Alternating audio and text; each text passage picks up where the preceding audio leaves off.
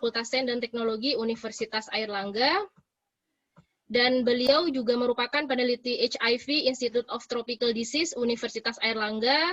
Beliau juga merupakan Ketua Bidang Publikasi ITD UNER dan merupakan Chief Editor Indonesian Journal of Tropical Infectious Disease. Baik, untuk waktu dan tempat, saya persilahkan kepada Dr. Yanti. Terima kasih. Baik, matur nuwun Bu Nurul atas pengantarnya. Assalamualaikum warahmatullahi wabarakatuh. Waalaikumsalam warahmatullahi wabarakatuh. Pagi dan salam sehat semua bagi Bapak Ibu semua dari 3 Puskesmas dan juga Prof. Rin, Prof. Suryani dan rekan-rekan Pak Fadli, Bu Nurul, Bu Osma dari Universitas Airlangga. Baik, mohon izin untuk share screen.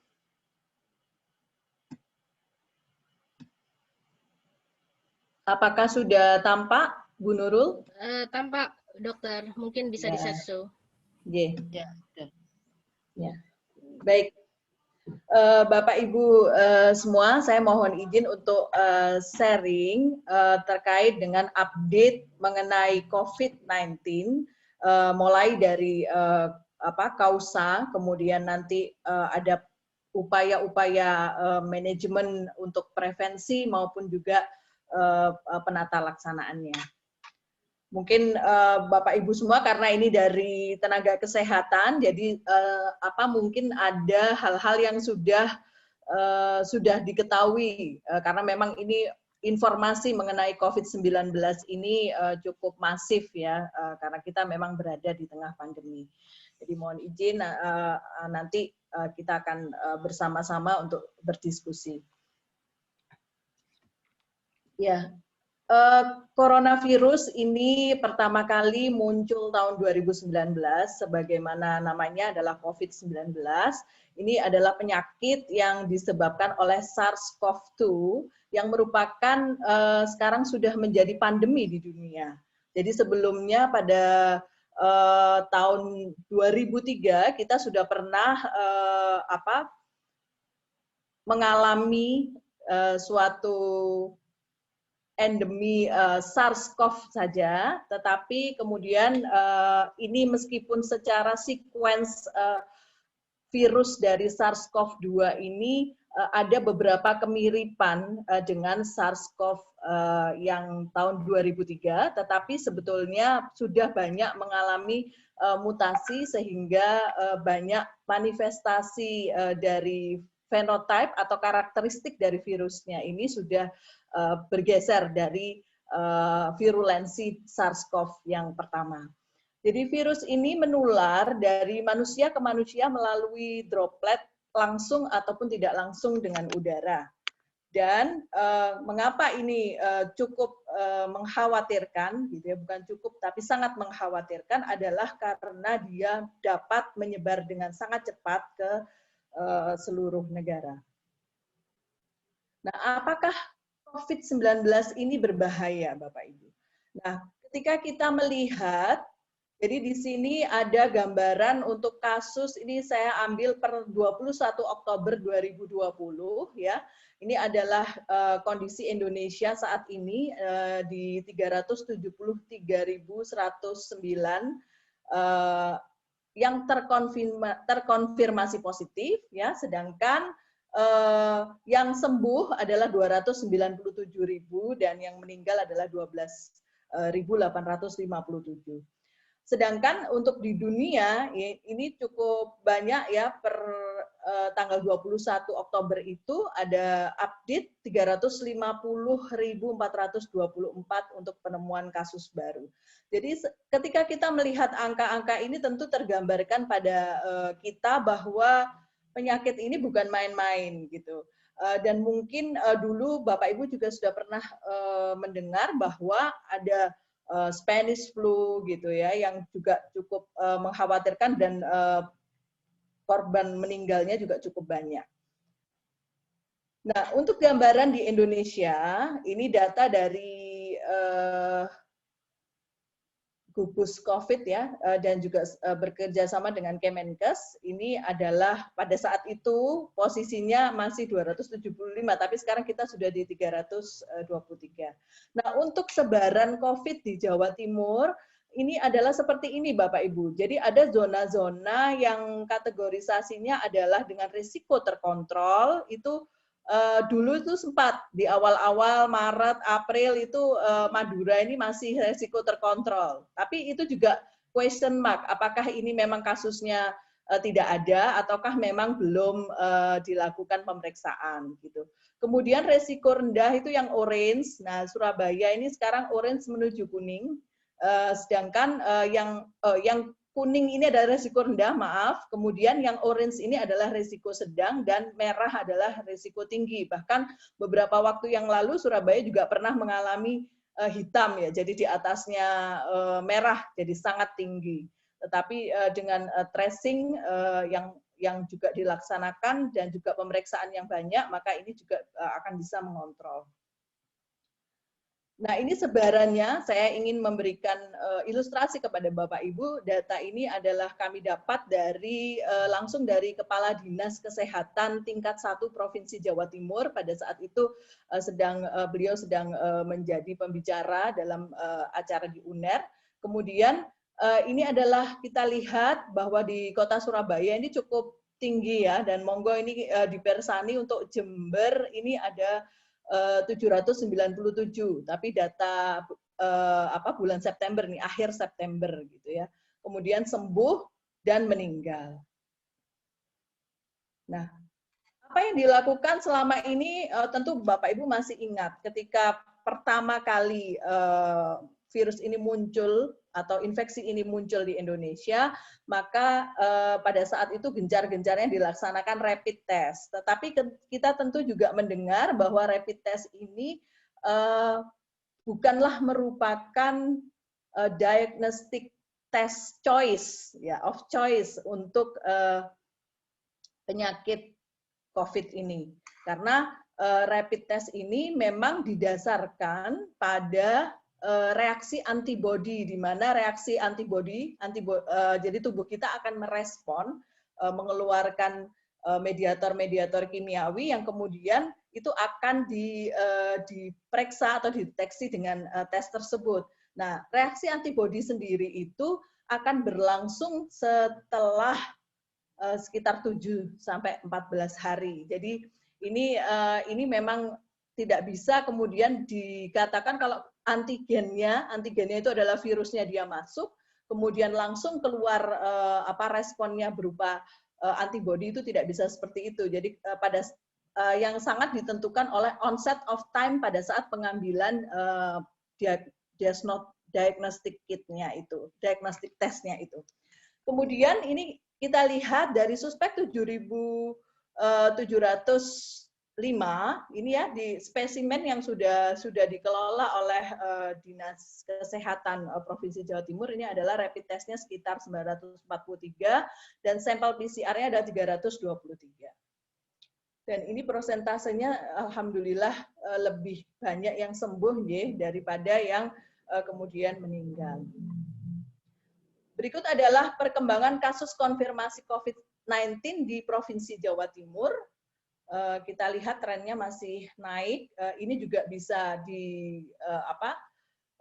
merupakan, bukan hanya merupakan kabar yang buruk gitu ya. Kita mungkin waduh ini cukup tinggi angkanya, tetapi kita juga harus menyadari bahwa ini adalah juga adanya peningkatan upaya untuk pemeriksaan, sehingga kalau kita pahami sebagai suatu gunung es, Bapak Ibu. Jadi fenomena di kedokteran itu seringkali berupa fenomena gunung es.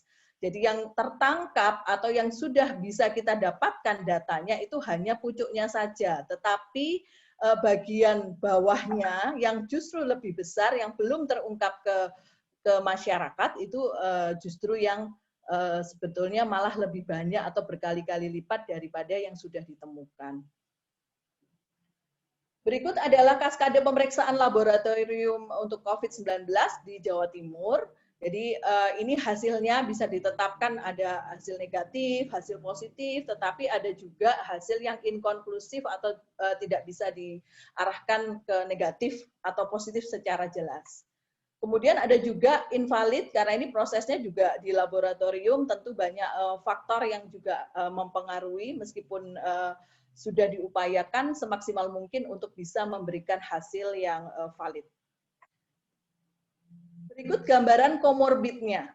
Jadi pada Jawa Timur, kita berangkat karena kita berada di Jawa Timur, maka ini adalah data yang sudah berhasil dihimpun bahwa komorbid yang paling banyak untuk berpotensi untuk seorang pasien yang menderita COVID ini mungkin bisa berujung pada kematian, itu adalah diabetes. Yang terbanyak adalah diabetes dengan 430, kemudian disusul hipertensi, jantung, ya, kemudian ibu hamil juga termasuk komorbid, keganasan, kanker, gagal ginjal kronik, TBC, asma, dan gagal hati kronis serta gangguan imunologi. Ya, ini contoh data-datanya. Kemudian proporsi kematian kasus konfirmasi COVID-19 menurut kelompok umurnya. Jadi yang paling banyak itu justru di yang 50-59 gitu.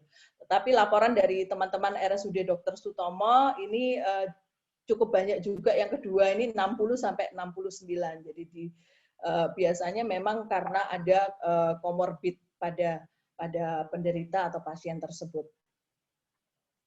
Nah, strategi penanggulangan COVID-19 di Jawa Timur ini adalah tentu kita akan lebih menitik beratkan ya pada promotif dan preventifnya.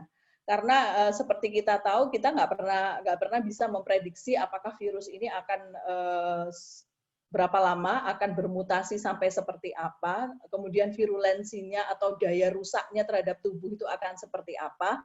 Karena itu lebih baik kita memprevensi. Nah, tadi Pak Fadli salah satunya juga sudah memberikan bahwa itu merupakan upaya prevensi untuk meningkatkan sistem imun kita, kekebalan tubuh kita dalam menghadapi gempuran virus yang ada di sekeliling kita. Kemudian tentu juga harus disertai dengan testing. Jadi testing, kemudian tracing. Jadi bila ditemukan konfirmasi positif, maka keluarga, kemudian tetangga itu juga di-trace siapa saja yang pernah kontak dengan penderita ini. Kemudian tentu dilakukan treatment, dan di sini ada isolasi.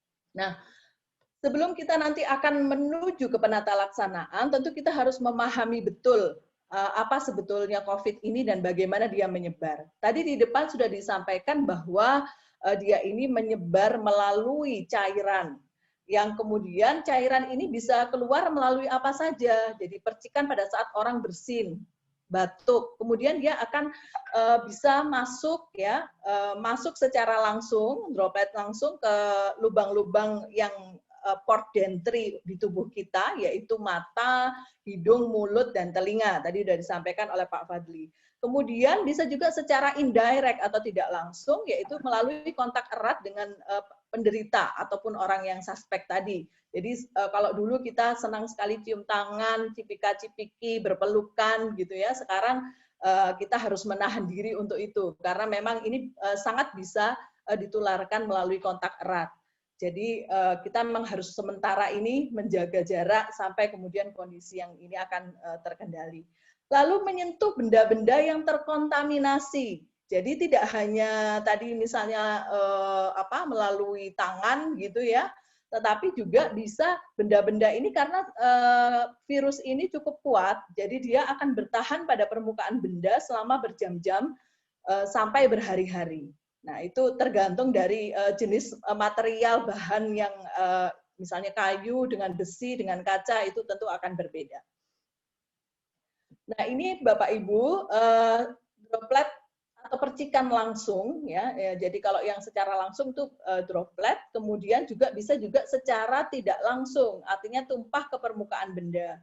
Kemudian tersentuh oleh wajah dan tangan, ataupun yang beberapa waktu lalu sempat dibantah WHO, kemudian dinyatakan dia itu adalah secara airborne. Tapi yang kita perlu ambil adalah bahwa kita lebih baik hati-hati dan waspada gitu ya, mau ini ditetapkan airborne infection atau tidak, atau hanya droplet infection, ya sebaiknya kita untuk jaga diri kita adalah kita menganggap itu airborne, jadi kita lebih hati-hati lagi. Nah ini di sini adalah apa bedanya kalau misalnya dia airborne, ya airborne itu maka dia dapat menjangkau daerah yang lebih dari 1 meter. Jadi kalau selama ini social distancing 1 meter atau kemudian naik lagi 2 meter. Nah ini ada penelitian juga yang sudah sampai 4 meter gitu. Jadi sebetulnya ini daya jangkaunya menjadi semakin dia kecil maka dia terbawa oleh udara, angin, kemudian dia akan dapat melintasi daerah yang cukup jauh, jangkauannya itu masih dalam skup si virus ini. Sedangkan kalau yang droplet itu adalah diameternya kurang dari 5 mikrometer dan dapat tertransmisi atau travel gitu ya, travel berjalan atau dia melekat itu sampai di daerah yang kurang dari 1 meter. Kemudian direct contact dan indirect contact pada permukaan kursi atau meja dan lain-lain. Nah ini Bapak Ibu sedikit untuk menyampaikan anatomi. Jadi anatomi ini adalah kafum nasi atau nasal cavity ya, rongga hidung di mana di sini kita kenal ada 3 yang berbatasan dengan hidung. Ini adalah faring yang berbatasan dengan hidung adalah nasofaring. Kemudian ini karena namanya kafum oris maka dia faring yang berbatasan dengan kafum oris adalah orofaring. Dan juga ada faring yang dia ada di perlintasan ketemu dengan laring sehingga laringofaring. Nah ini pada saat penderita itu dilakukan tes swab maka ini dimasukkan sampai ke daerah sini Bapak Ibu. Ya mungkin ada rasa sedikit nggak nyaman. Nah ini dimasukkan ke daerah nasofaring. Nah, apa yang terjadi ini adalah bahwa daerah-daerah ini merupakan reservoir dari COVID-19, di mana di sini ada S2 ya, reseptor ya, enzim yang menempel di permukaan luar dari membran sel, bisa di paru-paru, bisa di arteri, jantung, ginjal maupun usus. Nah, ini adalah sel target pada infeksi SARS-CoV-2. Jadi ada yang di hidung, di paru-paru, di usus, kemudian jantung, mata, kemudian hati, lalu perkemihan, organ perkemihan, ya, kandung kemih, kemudian ginjal, pankreas, otak, prostat, dan testis, serta plasenta. Jadi ini protein spike-nya dari virus COVID ini, ya seperti paku-paku ini dia akan menancap pada atau berikatan dengan kuat dengan S2 dari manusia. Ya, jadi kemudian dia akan masuk menginternalisasi ke dalam sel inangnya. Nah, berikut adalah faktor resiko infeksi coronavirus. Siapapun bisa terinfeksi virus corona. Kalau dulu di awal-awal Maret April sempat disampaikan, oh kalau anak-anak enggak. Jadi virus sempat ada beberapa video begitu yang diedarkan bahwa kalau COVID ini ramah sama anak-anak enggak gitu. Tapi ternyata juga bisa. Jadi ini bisa menginfeksi siapapun, mulai dari bayi, anak kecil, kemudian orang yang dengan kekebalannya lemah ya, seperti lansia gitu ya. Dan orang yang dengan imunosupresif condition gitu ya, seperti penyakit autoimun ataupun juga penyakit HIV misalnya yang imunokompres, nah itu juga bisa. Ini resiko tingginya adalah kelompok lansia, kemudian dengan komorbid tadi, diabetes dan hipertensi, sistem imunnya rendah, dan ibu hamil. Mohon izin untuk share video sebentar.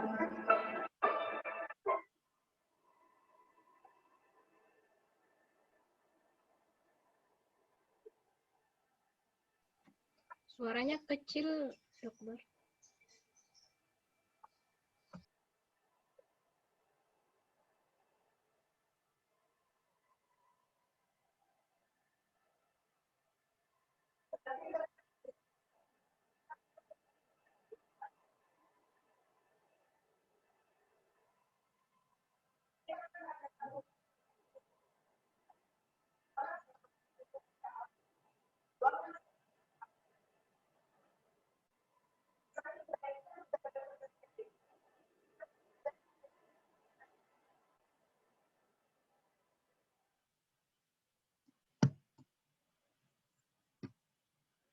Ya, ini adalah gejalanya Bapak Ibu.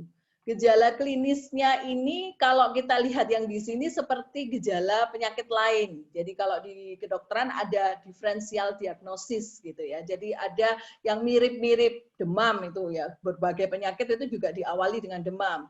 Batuk pilek, gangguan pernafasan, sakit tenggorokan. Apakah ini faringitis? Nah, letih lesu ini adalah gejala yang sifatnya umum. Tetapi virus corona ini juga dengan apa berjalannya juga tadi mutasi dan sebagainya, dia manifestasi klinisnya itu menjadi juga semakin bertambah gitu. Jadi ini misalnya pada hari kelima ada yang mengalami kesulitan bernafas ya. Kemudian pada hari ke-8 ini bisa terjadi ada cairan yang memenuhi paru-paru gitu ya. Dan ini kalau kita lihat 55.000 kasus yang dilaporkan ke WHO, maka memang yang paling banyak hampir semuanya itu mengalami demam, kemudian batuk kering ya, letih, ada dahak ya, nafas pendek-pendek, nyeri otot, menggigil, mual, muntah dan sebagainya. Tetapi juga ada hal yang seringkali juga jadi penanda khusus gitu, itu adalah salah satunya tidak bisa membau gitu ya. Jadi kalau kita bisa lakukan tes sederhana, kita membau misalnya bau minyak kayu putih gitu dari jarak yang agak misalnya 30 cm gitu, apakah masih tercium atau tidak gitu. Nah ini kalau tadi ada batuk lah, batuknya itu bedanya apa antara batuk COVID-19 dan batuk yang biasa. Nah kalau batuk biasa ini biasanya tiba-tiba gitu ya, bisa kering, bisa berdahak ya, tetapi disertai flu biasanya. Nah, kalau batuk gejala COVID-19 ini batuknya kering dan terjadi secara terus-menerus. Jadi sakit gitu ya, rasanya sakit dan batuknya itu kering dan tidak sembuh-sembuh. Kemudian batuk kering yang tidak berdahak. Nah, perjalanan COVID-19 ini adalah seperti ini, Bapak Ibu, pada stadium pertama, awal penyakit hari ke-1 sampai 7, ini sebetulnya yang kuning ini ya, adalah pada saat terjadinya replikasi virus. Jadi virus itu masing-masing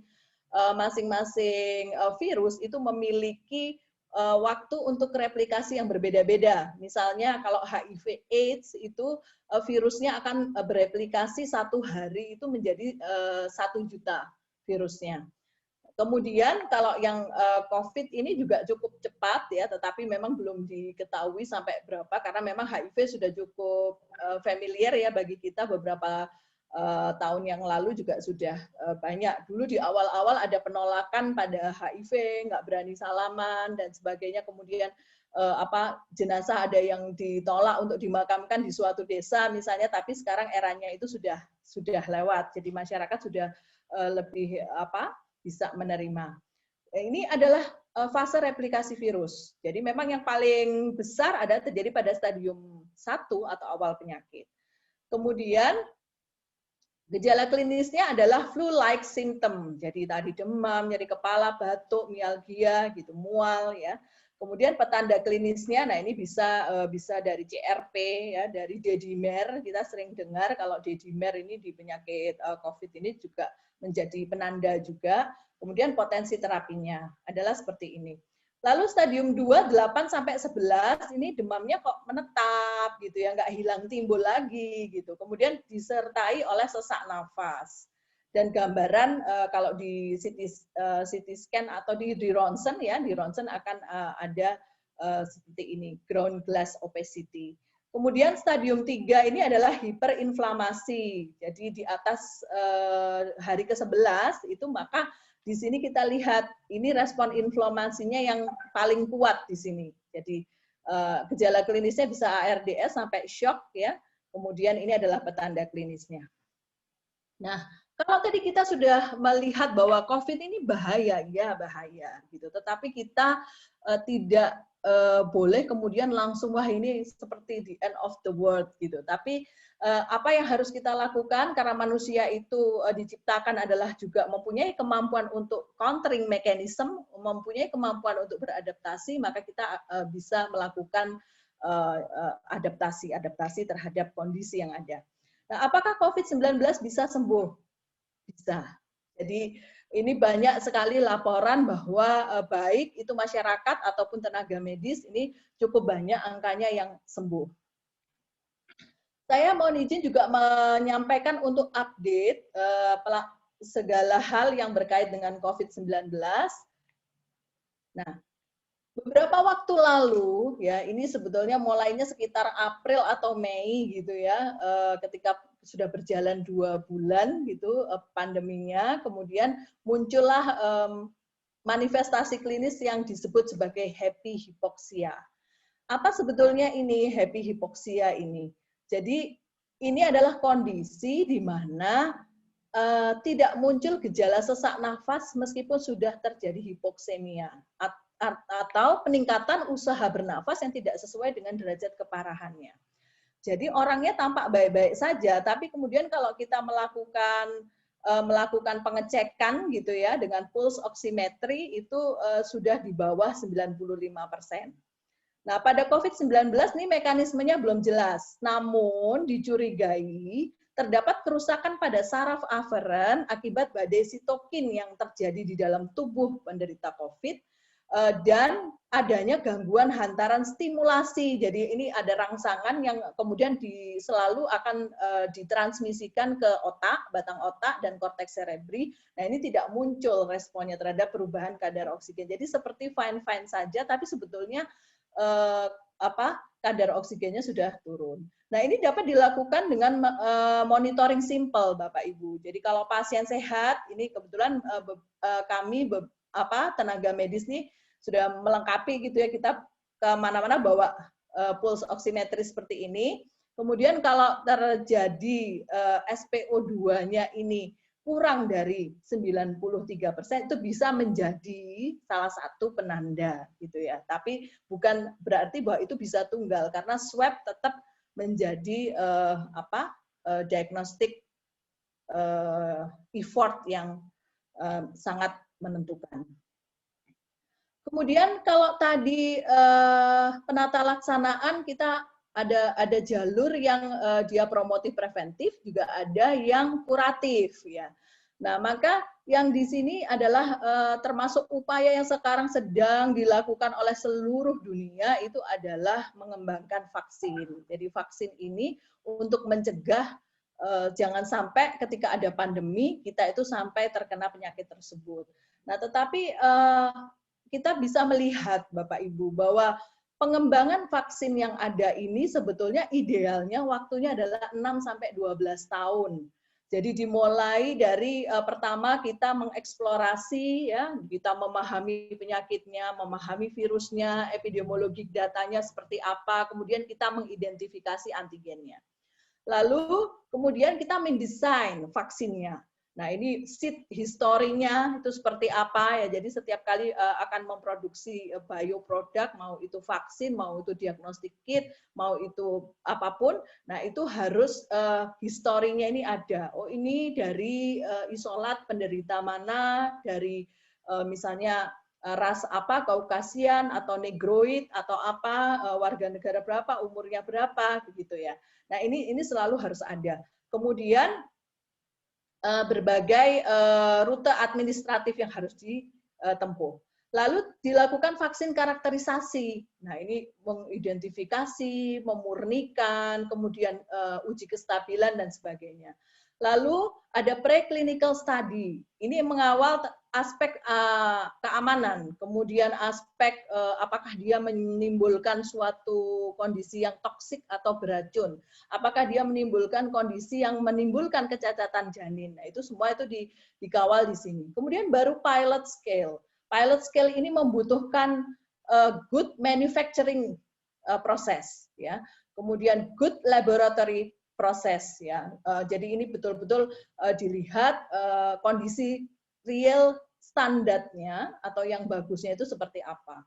Kemudian baru clinical development. Nah, ini phase 2, phase 3, phase 3, 1 to 3 ya. 1 to 3. Nah, ini mulai dari individu yang sehat, kemudian dengan jumlah subjek terbatas, kemudian individu yang sakit dengan jumlah subjek terbatas, dan individu yang sakit dengan jumlah subjek yang besar. Jadi biasanya ini kita gunakan kalau ini orang sehat, ya 125, kemudian phase 2 ini orang sakit 125.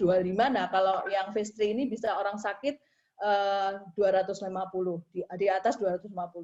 Kemudian secara regulasi, nah ini harus ada yang menyatakan approve terhadap ini secara global ya kalau ini pandemi. Kemudian baru commercial manufacturing. Jadi kita bayangkan ini yang proses idealnya 6-12 tahun. Dan modalitas yang harus disiapkan, sumber daya manusia, instrumen peralatan penelitian, jejaring dengan lokal, regional, nasional, dan global, kemudian pendanaan, lalu konstruksi tadi, ini tentu tidak mudah untuk menyiapkan lab ataupun tempat yang berstandar internasional dan sekaligus bersandar sesuai dengan aplikasi klinis. Nah, ini tentu tidak mudah dan membutuhkan biaya yang cukup besar. Lalu pendanaannya. Nah, tantangannya apa? Tantangan dan resikonya ini juga masih ada uji klinik vaksin yang harus diberikan pada penduduk sehat. Nah, ini tentu akan membawa resiko pada efikasi dan keamanan. Jadi masalah efektivitas dan keamanan itu belum bisa dilihat dalam waktu yang sebentar, minggu atau bulan. Jadi mungkin di atas 6 bulan gitu kita baru mungkin bisa melihat. Lalu efikasi vaksinnya dan penularan penyakit. Jadi ketika orang sehat, istilahnya kita konsep orang sehat, kemudian kita masukkan stresor. Jadi vaksin ini kan virus yang dilemahkan, bahkan ada yang dimatikan gitu. Tetapi kita tidak pernah tahu apakah kemudian proses di dalam tubuh masing-masing individu itu akan merespon, justru karena ada beberapa laporan juga ketika divaksin itu justru seperti membangunkan macan tidur gitu. Nah, kita tidak pernah tahu bagaimana performa sistem imun dari seseorang. Lalu proteksi terhadap infeksi. Nah, karena ini vaksin ini kan akan menjadi stresor terhadap sel-sel kekebalan tubuh kita, maka berarti tentara tubuh kita yang harusnya itu menjaga tubuh kita dari gempuran invasi mikroorganisme yang lain, karena tidak hanya virus, Bapak Ibu, ada bakteri, ada jamur, dan ada parasit, maka dia juga akan teralihkan. Jadi karena ibaratnya kalau dihadapi dengan 10 tentara dan dihadapi dengan 5 orang tentara tentu berbeda. Jadi ini otomatis proteksi terhadap infeksi yang lain selain daripada infeksi COVID yang vaksinnya sudah dimasukkan itu juga akan menjadi suatu perhatian. Kemudian tantangan dalam pengembangan, nah evolusi pada strain baru karena ini terus bermutasi, ya. Mutasi terus-menerus, kemudian pemilihan platform pengembangan vaksin, karena vaksin itu banyak sekali jenisnya, dan pengaturan operasional untuk manufakturnya. Nah, ini adalah prioritas untuk suatu vaksin ini kalau berdasarkan uji klinik. Yang pertama adalah safety profile-nya, bahwa tidak ada peningkatan risiko gejala penyakit setelah vaksin diberikan. Ini menjadi syarat mutlak karena kita tadi istilahnya memasukkan stresor ke orang sehat. Kemudian potensial untuk efikasi, bahwa dosis yang diberikan itu harus diperhitungkan dengan cermat, dapat menginduksi respon imun pada manusia. Lalu stabilitas dari vaksinnya. Jadi data stabilitas vaksin ini untuk menjamin pemberian dosisnya tepat uji gitu. Jadi ini juga stabil apa enggak, ini juga harus, karena kalau enggak stabil ya repot, nanti maunya mengurai masalah malah membawa masalah. Lalu implementasi vaksinnya, persyaratan mengenai pelaksanaan imunisasi, volume dosisnya, nah itu seperti apa. Kemudian kemampuan peningkatan kapasitas produksinya. Nah ini Bapak Ibu perkembangan di Indonesia adalah vaksin merah putih. Ini ada beberapa institusi termasuk Universitas Airlangga, di mana di sini ada Eijkman ya, mengembangkan subunit protein rekombinan dengan sistem ekspresi ragi. Kemudian untuk LIPI ini rekombinasi protein fusi whole genome. Lalu untuk UI mengembangkan 2, vaksin DNA, mRNA, DNA, mRNA, dan virus-like particle. Lalu IPB mengembangkan vektor adenovirus, UNER mengembangkan adenovirus dan adeno-associated virus base, dan UGM mengembangkan protein rekombinan. Nah, ini juga sudah dilakukan percepatan oleh kementerian melalui Kemenristek BRIN. Nah, ini ada triple helix, industri, pemerintah, dan akademisi itu bersama-sama melakukan peran dan tugasnya masing-masing untuk bisa mewujudkan ini. Kemudian update selanjutnya adalah tentang regimen obat COVID-19, Bapak Ibu. Jadi kita mungkin tahu karena banyak sekali ya media tiap hari memberitakan, bisa dari koran, bisa dari majalah, radio, dan sebagainya, banyak obat yang sebetulnya dia sudah punya peruntukan untuk penyakit yang lain, tetapi ini digunakan untuk mengatasi COVID. Nah, ini yang pertama adalah remdesivir. Jadi remdesivir ini adalah obat yang sering kita dengar ya, dan ini di FDA, Food Drug Administration dari USA itu, dia hanya menyarankan pemberian obat antivirus ini kalau gejalanya sudah parah.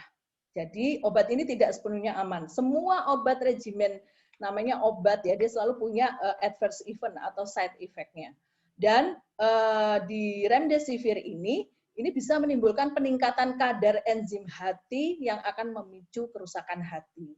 Jadi biasanya obat-obat antivirus, kemudian antibakteri, anti jamur ini memang hepatotoksik, Bapak Ibu. Jadi dia bersifat akan secara perlahan menginisiasi kerusakan hati.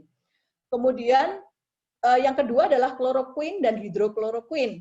Nah, ini sudah sering kita dengar untuk mengobati malaria dan bahkan beberapa di antaranya adalah gangguan autoimun.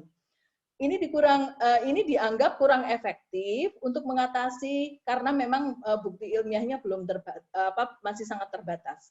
Jadi obat ini menimbulkan berbagai efek samping, bisa dari gastrointestinal, kemudian resiko interaksi negatif, ya. Kemudian resiko yang paling fatal adalah gangguan irama jantung. Lalu ada cyclosonid atau Alvesco. Nah, ini obat asma, Bapak Ibu. Ini menimbulkan efek samping seperti iritasi pada mulut, hidung tersumbat, ruam, nyeri sendi, dan sakit kepala. Kemudian selanjutnya adalah acetazolamid. Jadi ini obat untuk glaukoma dan kejang, ya, juga berbahaya, bisa memicu reaksi alergi, kesulitan bergerak, mati rasa. Kemudian ada N-acetyl-cysteine. Nah, ini biasanya untuk obat pernafasan, namun belum ada riset ilmiahnya, tetapi efek sampingnya sudah ada, jadi malah bisa menyebabkan sesak nafas dan pembengkakan. Ivermectin, ini untuk infeksi parasit, ya, dianggap ampuh, tetapi belum ada uji klinis. Semua belum ada karena kita memang baru berkenalan dengan COVID ini Maret di tahun ini, ya Bapak Ibu, dan ini juga lumayan sebetulnya responnya cukup cepat. Banyak hal-hal yang sudah semakin baik dilakukan untuk mengatasi ini. Nah, ini menimbulkan reaksi alergi juga, dan cetilpyridinium chloride. Nah, ini untuk obat kumur, ya, tapi juga belum ada risetnya. Ada favipiravir. Nah, ini obat antivirus juga, tapi juga belum ada risetnya. Guaifenesin, Mucinex, ini juga obat batuk juga, tetapi memang masih belum terkhusus atau diperuntukkan secara spesifik untuk COVID. Update selanjutnya adalah tentang terapi apa yang kemudian bisa mensupport untuk peningkatan kualitas sistem imun kita dalam menghadapi gempuran dari mikroorganisme, terutama adalah virus COVID ini. Mungkin Bapak Ibu sudah ada yang mengenal hiperbarik oksigen terapi. Ya, hiperbarik oksigen terapi ini adalah suatu terapi untuk memberikan oksigen bertekanan tinggi dan juga konsentrasi tinggi untuk mengatasi beberapa kondisi. Jadi cukup banyak, dan ini biasanya menjadi terapi of choice untuk kaki diabetik, ya, yang disebabkan oleh bakteri yang anaerob. Ya, karena dia anaerob, dia nggak suka oksigen, kemudian diberi oksigen, maka dia akan mati, sehingga pasien tersebut bisa terhindar dari amputasi. Nah, hiperbarik oksigen ini juga di beberapa jurnal, ini juga disampaikan dia bisa mencegah mechanical ventilasi yang ada pada COVID-19. Ya. Kemudian ini juga sudah dilakukan pada 7 pasien yang terdiagnosa COVID-19 ya. Kemudian ini dinyatakan bahwa dia dapat mengimprove atau menstabilkan clinical evolution. Ini adalah rekomendasi dari Undersea and Hyperbaric Medical Society, di mana di sini HBO2 ini pada konteks klinisnya dia akan mensupport oksigenasi, kemudian juga mempengaruhi inflamasi yang disebabkan yang terjadi pada paru atau pulmo. Nah, ini supportnya adalah dia dapat memiliki anti-inflammatory effect pada organ, karena ini juga setiap infeksi tentu akan diiringi dengan inflamasi. Nah, ini berbagai board di Eropa itu juga menyampaikan apa yang menjadi rekomendasi terkait hiperbarik oksigen. Ya, ini beberapa juga tentang safety dan efikasinya. Nah, ini Bapak Ibu, kalau mungkin yang sudah pernah berkunjung ke Rumah Sakit Angkatan Laut, TNI Angkatan Laut Dr. Ramelan Surabaya, di situ ada Lembaga Kesehatan Kelautan TNI AL, Riyadi Sastro Panular, ya, ada gedungnya bulat gitu, dan di situ ada dua chamber. Yang pertama adalah dari Inggris, kemudian yang kedua itu chamber yang lebih kecil itu dari Perancis. Nah, ini penderita atau individunya akan masuk ke sini, kemudian dia akan menghirup oksigennya itu dengan melalui masker. Jadi ini ada melalui masker, tapi ini kenapa kok ada yang brankar masuk? Ya, memang bisa, tapi itu biasanya kita harus melakukan karena satu hari itu ada beberapa sesi, jadi harus disterilkan lagi, dibersihkan dulu, atau kalau di Lakesla itu nanti chamber yang besar, yang lama, yang dari USA itu untuk yang kasus infeksius, sementara yang Perancis itu untuk yang non infeksius, jadi sudah dikhususkan seperti itu. Ini juga ada yang monoplace chamber seperti ini, dan ada berbagai kondisi, ini ada mungkin fraktur, luka bakar dan sebagainya ya. Jadi ada yang pasiennya tidak sadar ya, ada ventilator juga masuk di situ. Kalau memang dipertimbangkan dia memerlukan oksigenasi, maka bisa dilakukan. Dan terbukti memang tadi ya, selain kaki diabetik, kemudian pada post stroke, kemudian pada penyembuhan, percepatan healing atau penyembuhan untuk luka bakar dan luka-luka lainnya, itu juga fraktur, penyembuhan fraktur juga akan lebih cepat kalau dikombinasi dengan terapi hiperbarik. Nah, kemudian pertanyaan selanjutnya, setelah apakah berbahaya, apakah bisa sembuh, apakah COVID-19 ini bisa dicegah? Jawabannya tentu bisa. Manusia ini dilahirkan sudah mempunyai countering mechanism, Bapak Ibu. Jadi kita punya kemampuan untuk beradaptasi terhadap kondisi apapun.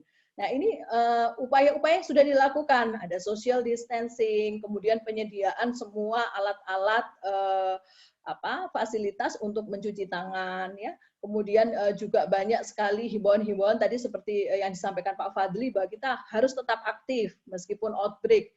Bosen di rumah ya kita nari-nari, tadi nyanyi-nyanyi dan sebagainya ya. Kita bisa main lompat tali, kemudian peregangan-peregangan. Intinya adalah kita harus tetap aktif. Nah, pencegahan dan pengendalian COVID tentu ini Bapak Ibu semua sudah perso ya, bahwa terapkan 3M, kapan saja dan di mana saja. Memakai masker, menjaga jarak dan mencuci tangan. Cara pencegahan yang lebih detail itu adalah yang utama adalah kalau Bapak Ibu merasa belum mencuci tangan, belum membersihkan tangan, maka jangan menyentuh daerah wajah, di mana merupakan port d'entry dari masuknya virus tadi. Kemudian untuk mencuci tangan itu juga nggak boleh cepet-cepetan, terus nggak pakai sabun gitu ya, karena justru dari sabun inilah yang kemudian akan merusak envelope dari virus tersebut dan menyebabkan virus tersebut terinaktivasi dan mati. Gitu. Jadi harus pakai sabun, tidak boleh hanya air, dan airnya mengalir ya. Kalau airnya tertampung di ember ya percuma. Airnya harus mengalir, kemudian minimal 20 detik. Nanti akan ada caranya.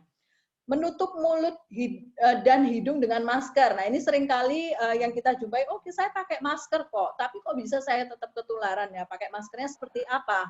Apakah hidungnya ditutup? apakah mulutnya ditutup? Karena seringkali kita lihat itu maskernya mungkin karena talinya dari elastik itu agak melorot gitu ya, jadi hidungnya ini masih bisa menghirup langsung tanpa tertutupi masker. Nah ini prinsipnya. Dan face shield meskipun itu merupakan misalnya bisa jadi proteksi yang kedua, lapis kedua, tetapi kita harus yang utama adalah masker. Jadi kalau kita sering lihat tayangan di TV, artis-artisnya sekarang karena nggak mau ya kalau ketutupan masker itu kan nggak kelihatan wajahnya, nggak kelihatan cantiknya gitu, terus hanya pakai face shield. Nah ini sebenarnya kurang benar. Jadi yang betul adalah pakai masker. Kalau mau didobel dengan face shield silahkan, karena memang mata ini juga harus dilindungi gitu. Atau kalau nggak mau face shield yang seluruh wajah, kita bisa gunakan kacamata Google itu biasanya kalau dokter gigi ada itu di kacamata Google untuk melakukan tindakan, karena memang dokter gigi ini aerosol ya, sangat sangat dekat sekali dengan infeksi ini. Kemudian membersihkan tangan dengan cairan hand sanitizer ini adalah pada saat Bapak Ibu tidak atau jauh dari akses terhadap air ya. Tapi kalau misalnya dimungkinkan, mohon ini yang utama. Jadi hand sanitizer ini, kalau saya tuh malah merasa nggak safe gitu ya. Kalau mau makan gitu hanya pakai hand sanitizer itu rasanya nggak, kurang gitu ya. Jadi kita lebih baik aware, waspada dan hati-hati. Kemudian hindari berada dalam kerumunan ya, karena itu juga harus social distancing, hindari bersentuhan dan binatang secara langsung, memegang benda-benda di tempat umum. Kalau ke mall atau apa nggak usah tangannya memegang tangga, pinggiran tangga, pintu dan apa, sudah tangannya diem aja, jadi nggak usah pegang-pegang apapun. Hindari bersentuhan atau berjabat tangan dengan orang lain. Hindari melakukan perjalanan kalau bisa ya, dan sekarang pun juga masih cukup sulit ya untuk perjalanan kalau mungkin Indonesia aja masih bisa, tapi kalau ke luar negeri itu beberapa negara memang masih memban atau melarang yang dari Indonesia gitu ya, karena kasusnya masih di atas 300. Nanti katanya kalau sudah di bawah 200.000 baru mau akan sedikit-sedikit dilonggarkan. Kemudian tentu segera berkonsultasi dengan dokter. Nah, ini sama dengan yang tadi. Kemudian ini juga sama. Nah, selanjutnya ini terkait dengan tenaga kesehatan dan juga pasien atau individu. Nah, siapa saja yang membutuhkan APD? Yaitu pasien. Pasien dengan PDP atau confirm COVID-19, maka dia harus memakai masker bedah pada saat diperiksa oleh tenaga kesehatan. Demikian juga tenaga kesehatannya juga harus memenuhi standar and transmission based precaution. Jadi biasanya kalau kami di Institute of Tropical Disease, kalau kita sedang handling virus HIV ya, yang very infectious gitu ya, ada HIV, ada SARS gitu, dan avian influenza, itu kita harus betul-betul full. Jadi pakai hazmat, kemudian pakai boot, kemudian pakai sarung tangan double gitu ya, lalu pakai face shield. Nah, itu seperti itu jauh sebelum ada pandemi ini sudah ada universal precaution yang harus ditetapkan. Nah, prinsip dasar APD-nya berbasis pada potensi risikonya, yaitu cara penularan atau transmisinya. Jadi APD yang standar itu mampu melindungi pemakai dari potensi risiko yang ada. Ya, penggunaannya juga harus benar, dan seringkali ada cerita bahwa oh iya pada saat menggunakan nggak kena, tapi ternyata tenaga kesehatan yang kena itu adalah karena pada saat melepas. Nah, ini penggunaan APD memerlukan 4 unsur ya. Yang pertama adalah tetapkan indikasi penggunaan dengan mempertimbangkan risiko terpapar. Jadi ini kita harus lihat-lihat sikon atau kondisi lokasinya gitu. Ini di mana? Oh, di rumah sakit rujukan COVID ya, kita harus tentu ekstra hati-hati lagi, dari ujung rambut sampai ujung kaki semuanya harus ditutup. Kemudian cara memakai yang benar, cara melepas yang benar, dan cara mengumpulkan setelah dipakai. Nah, ini izin untuk ada video kenapa kita harus pakai masker.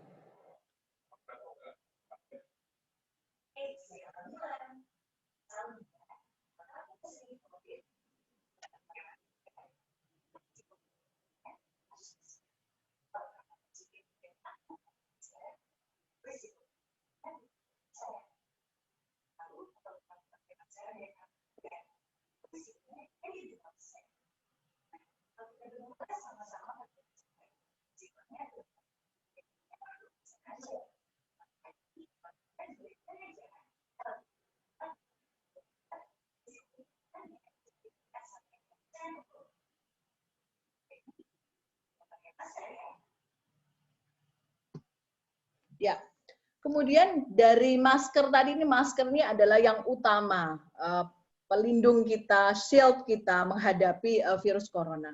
Masing-masing masker ini ada kadar efektivitasnya, Bapak Ibu.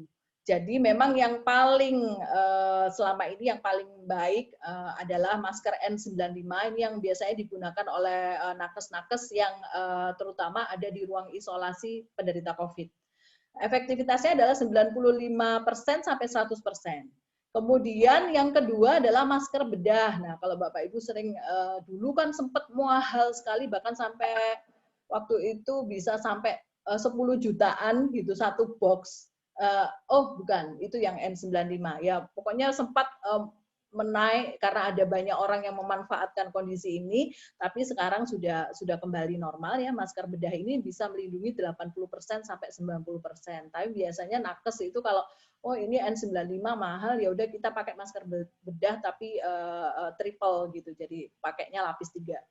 Kemudian masker FFP1 ini efektivitasnya 80 sampai 90%. Dan masker kain ya yang banyak itu sekarang disesuaikan dengan apa bajunya, warna bajunya, motif bajunya dan sebagainya, ini bisa melindungi sampai 50-70%. Nah, ini mohon yang untuk masker scuba yang seringkali dipakai anak-anak remaja itu juga ya, artis-artis juga itu karena awalnya itu dari Korea gitu ya. Dari Korea kelihatan artisnya pakai itu terus oh ya udah keren pakai ini. Ternyata ini hanya melindungi 5% saja. Sehingga ini sekarang sudah tidak disarankan lagi. Nah, cara menggunakan masker ini ada yang harus diperhatikan bahwa tidak boleh maskernya itu rusak. Periksa dulu apakah ada yang sobek, ataukah ada yang lecet, atau ada bagian yang lebih tipis dari bagian yang lain. Kemudian jangan hanya menutupi mulut dan hidung, ya, tapi juga semuanya dagu. Jadi semuanya memang nggak kelihatan. Lalu jangan menggunakan yang longgar. Nah ini seringkali kalau pakai elastis itu elastisnya sudah molor gitu, maka ini sama sekali tidak efektif. Jangan menyentuh sisi luar, jadi kita nggak boleh tangan kita megang-megang sisi luarnya, karena itu adalah lini terdepan, dia berhadapan dengan udara, yang bisa jadi itu mengandung COVID. Lalu jangan meninggalkan masker pada area yang dapat dijangkau orang lain. Jadi biasanya kalau proteksi di rumah bisa pakai kotak UV ya, atau kita bisa juga mau dicuci atau langsung dibuang itu digunting dulu, kemudian diplastiki lalu dibuang karena ini termasuk infeksius ya. Kemudian jangan menggunakan kembali masker yang telah digunakan sebelumnya. Nah ini semua harus cuci tangan dulu, kemudian tidak ada celah dan rongga permukaan wajah dengan masker, jadi sebisa mungkin dia melekat di wajah kita, kemudian kita nggak boleh menyentuh bagian depannya. Lalu cara melepasnya itu adalah dengan mencopot tali dan menyentuh bagian belakang atau dalamnya masker. Yang boleh kita sentuh itu yang bagian dalamnya, buang ke tempat sampah. Ya, kalau di fasilitas kesehatan biasanya ada insenerator ya untuk bisa memproses sampah-sampah medis. Nah, ini rekomendasi APD berdasarkan tingkat perlindungan Bapak Ibu. Jadi ada masker, kemudian sarung tangan ya. Ini berbeda-beda untuk tingkat perlindungan 1, nakes dan pendukung ini seperti ini jenis APD-nya, masker, sarung tangan, kemudian bisa ditambah dengan masker dan sarung tangan. Kemudian untuk yang perlindungan 2 ini ada pelindung mata Google tadi, ada penutup kepala, ada gaun, kemudian sarung tangan dan masker tentu saja.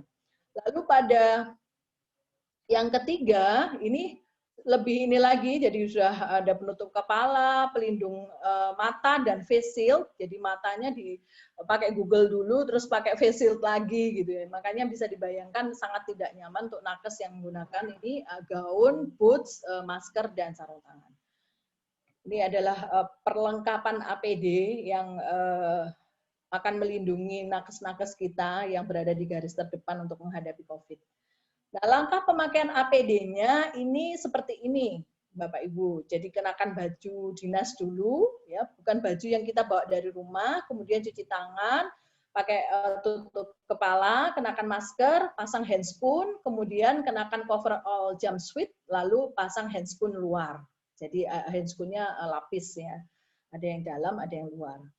Kemudian cara melepasnya adalah ya ini diambil ya handscoon-nya, kemudian coverall jumpsuit-nya, Google-nya, lalu lepaskan maskernya, lepaskan penutup kepala, ya seperti ini. Nah, ini juga yang penting Bapak Ibu, karena seringkali kita lengah ya, kita biasa seneng sentuh-sentuh gitu, Pak. Misalnya kemana gitu, ke mall gitu, pegang tangganya juga, termasuk saya sendiri gitu ya. Tapi sekarang sudah di mindset harus ditanamkan, oh nggak boleh sentuh apapun, meskipun pegangan tangan, pegangan pintu, kemudian instrumen ya. Ini apalagi cellphone ya, kita kan handphone, namanya handphone selalu ada di tangan. Nah ini bisa jadi sumber penularan infeksi juga. Nah, kemudian untuk hand hygiene, ini apa yang harus dilakukan adalah kita memakai alcohol based hand rub ya dengan formula 80% etanol atau 75% isopropanol. Ini adalah rekomendasi dari CDC Atlanta. Kemudian ini akan membuat virus ini inaktif. Cuci tangan dengan sabun dan air minimal 20 detik. Ya. Kapan cuci tangan?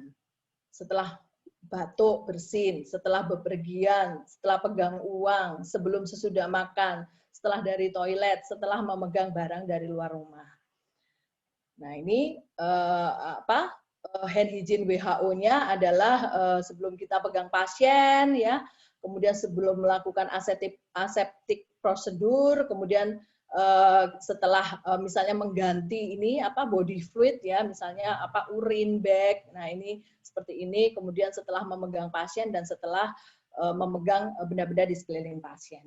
Caranya tidak hanya seperti biasa, cara cuci tangan yang betul. Nah ini kita melakukan diputar-putar gitu tangannya, kemudian di sela-sela dari jari ini juga kanan kiri, kemudian begini, ya, lalu kita begini, kita putar begini, ya, lalu jempolnya ini diputar begini, ini juga begini, lalu kita buat lingkaran di tengah, ya, agak ribet memang, lalu baru kita basuh. Nah, kita basuh ini sebaiknya memang lapnya itu adalah misalnya sapu tangan yang untuk pribadi gitu ya. Jangan misalnya handuk yang digantung di wastafel itu kan biasanya untuk orang banyak. Nah, ini juga bisa menjadi sumber penularan. Nah, kemudian kita bersihkan sekeliling wastafelnya dan tangan kita sudah safe. Hal-hal yang perlu diperhatikan juga adalah bahwa kalau kita habis bepergian, beraktivitas di luar rumah, maka kita harus segera mengganti baju. Jadi semua harus segera mandi. Tidak boleh kelesetan di sofa ataupun di kamar gitu kalau misalnya belum mandi. Jadi ini betul-betul mengamankan diri kita dan orang-orang di sekeliling kita. Kemudian pada saat menggunakan transportasi umum, nah kita tentu tidak bisa menghindari penggunaan transportasi umum ini ya. Ya yang penting sebisa mungkin adalah kita menjaga jarak. Jadi hindari keramaian ya. Semoga saja semua sopirnya transportasi umum ini juga sudah terkondisikan untuk menyesuaikan ya, tentu begitu ya. Jadi nggak hanya kejar setoran karena ini memang masa pandemi dan ini tidak bisa disikapi dengan biasa. Kemudian jangan menggunakan handphone jika tidak penting. Jadi biarkan handphone itu tetap ada di tas. Jangan makan di transportasi umum dan jangan berpegangan atau menyentuh apapun. Etika bersin dan batuk ini adalah kalau kita misalnya kena debu, kemudian kita mau batuk, nah itu kita pastikan segera tutup hidung dan mulut menggunakan tisu atau sapu tangan. Jika nggak ada tisu, maka kita bisa gunakan bagian dalam siku, ya. Tapi tentu harus segera dicuci, ya. Karena nanti kita lupa, sampai sore ini ternyata yang sikunya dipakai tadi ternyata masih belum dicuci atau belum mandi. Kemudian buang tisu yang sudah dipakai ke dalam tempat sampah, lalu kita cuci tangan dengan air bersih dan sabun. Lalu gunakan masker. Bagaimana menjaga lingkungan rumah tetap sehat agar terhindar dari corona? Salah satu upayanya bisa memasang air purifier yang memiliki kemampuan untuk menyaring udara dan membersihkan dari virus, bakteri, dan jamur. Kemudian kita juga rajin membersihkan semua lingkungan kita, ya mau itu halaman, mau itu kamar, mau dapur, mau kamar mandi, semuanya harus bersih. Jadi kita memang banyak pembelajaran yang sangat baik yang diberikan dengan kehadiran corona ini adalah kita menjadi lebih aware, lebih perhatian terhadap diri kita sendiri, menjaga kebersihan. Kemudian untuk di lingkungan rumah ya batasi tamu yang datang berkunjung. Jadi kalau nggak mendesak itu ditunda dulu atau bertemu di luar rumah. Karena cukup banyak angka kejadian yang tertularnya itu karena di rumah. Jadi ada kemarin kolega ada neneknya kena COVID ya, padahal tidak pernah keluar dan sebagainya. Ternyata setelah dirunut itu ternyata ayahnya itu praktek di rumah.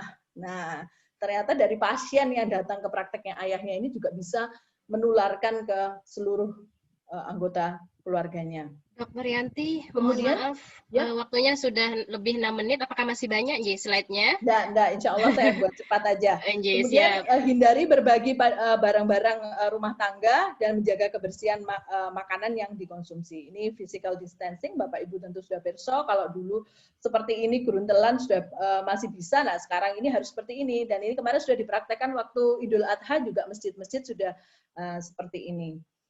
Kemudian menyiapkan tempat kerja juga untuk AC gitu ya. AC-nya itu juga biasanya malah dibuka sekarang tuh, jadi nggak pakai AC dibuka gitu.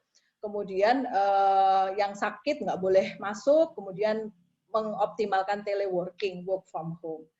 Ini tempat ibadah kita bawa sendiri peralatan ibadah kita. Kemudian di pasar itu juga kita jangan lupa bawa hand sanitizer, bawa masker, face shield boleh, atau Google sarung tangan ya. Kemudian menjaga barang-barang yang kita ambil itu ya sebisa mungkin kalau bisa kita pakai sarung tangan. Jadi pada saat memilih barang itu juga tidak akan tertularkan. Kemudian menggunakan masker yang tepat tadi sudah ya. Nah, apa saja faktor risiko komorbidnya? Nah, ini kita lihat komorbid tadi banyak di US seperti ini, Bapak Ibu, kemudian ada di Turki, ada di Jepang adalah seperti ini, ya di Indonesia hipertensi, diabetes mellitus, jantung. Kemudian di Surabaya seperti ini, ya yang paling banyak itu adalah hipertensi. Dan ini adalah gambaran di Rumah Sakit Umum Dr. Stomo. Nah, apabila ada yang diduga mengalami gejala, maka harus berkoordinasi dengan puskesmas dan dinas kesehatan dan melakukan isolasi diri untuk mencegah penyebaran virus corona ini. Ya, apa yang dilakukan juga adalah bahwa kita sekarang harus berdamai, istilahnya berdampingan ya. Kita akan selalu ada ini COVID ini akan mungkin kita nggak tahu kapan dia akan hilang gitu ya. Karena itu yang kita lakukan adalah kita melakukan kenormalan baru atau kelaziman baru untuk merespon adanya COVID ini. Ini syarat penerapan new normal bahwa transmisinya sudah dikendalikan, kesehatan masyarakat mampu untuk mengidentifikasi dan mengisolasi, menguji dan melacak kontak dan mengkarantina, kemudian mengurangi resiko wabah, pencegahan di tempat kerja, resiko penyebaran imported case dan masyarakat yang terlibat dalam transisi. Nah, ini tips menjaga daya tahan tubuh, makan bergizi, minum, olahraga, tidur, kemudian suplemen dan cuci tangan. Ini juga sama, dan tiga yang utama adalah cara kita mengurangi resiko dengan kita memproteksi tadi segala macam yang harus kita lakukan 3M, kemudian cari informasi yang benar karena banyak informasi yang tidak benar, jadi kita harus selalu pada sumber yang memang betul-betul kredibel, dan yang perlu dilakukan adalah juga segera kontak sarana kesehatan jika berlanjut. Ini mungkin ada hal-hal yang bisa dibawa selalu kalau kita pergi kemana-mana, itu bisa diisi, ada tisu kering, tisu basah, masker cadangan, kantong untuk nyimpen masker yang pertama kita pakai, alat ibadah pribadi, alat makan, jadi ini nggak boleh sharing ya, semuanya desinfektan spray, kemudian hand sanitizer, dan botol minum. Demikian saya rasa yang bisa saya sampaikan. Matur nuwun sangat atas perhatiannya. Saya kembalikan kepada MC Bu Nurul, matur nuwun. Terima kasih Dr. Yanti atas penjelasan yang sangat padat dan sangat bermanfaat bagi kita semua. Nah, berikut ada pertanyaan, Dok. Saya ingin menanyakan apakah tes rapid di laboratorium menunjukkan hasil reaktif, apakah pasti mengarah ke positif COVID-19, Dok?